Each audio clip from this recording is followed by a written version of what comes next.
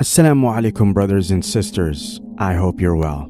In the darkness of the night, a hospital in Gaza, known as Al-Ahli Baptist Hospital, was targeted by Israeli military airstrikes at around 1 a.m. Gaza time. At that time, the hospital was filled with patients, mostly small children and women. Hospital staff were effortlessly attending to the patients and innocent civilians who thought that hospital was a safe refuge where they could at least take a nap. The airstrike hit the hospital, and that led to massive losses of lives, as well as medical equipment and aid, which were already very limited. The Health Ministry of Gaza reported that almost 500 innocent people died instantly because of the heavy impact of the airstrikes. This all happened to unarmed, defenseless civilians who have been denied water, food, electricity, and fuel for almost 10 days. Numerous demonstrators in the Middle East and North Africa expressed their anger, with spontaneous protests breaking out in countries including Jordan, Turkey, Lebanon, Iran, and Iraq.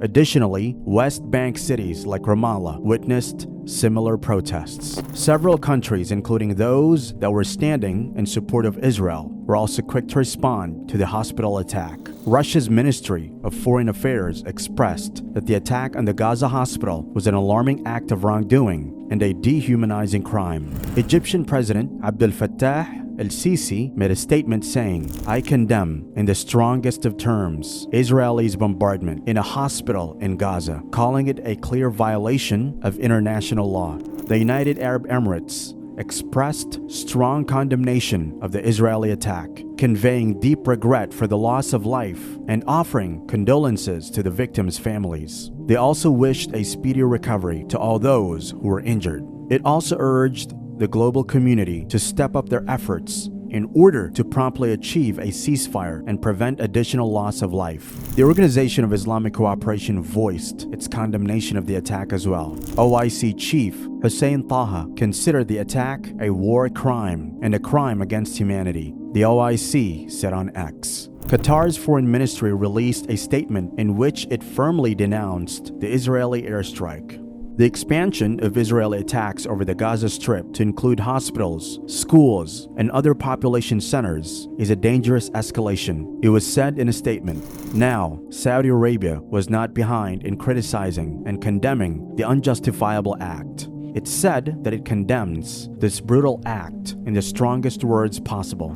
Saudi Arabia categorically rejects this brutal attack, which is a flagrant violation of all international laws and norms, including international humanitarian law, the Foreign Ministry of Saudi Arabia said. King Abdullah labeled the Gaza hospital incident a massacre and a war crime that one cannot be silent about.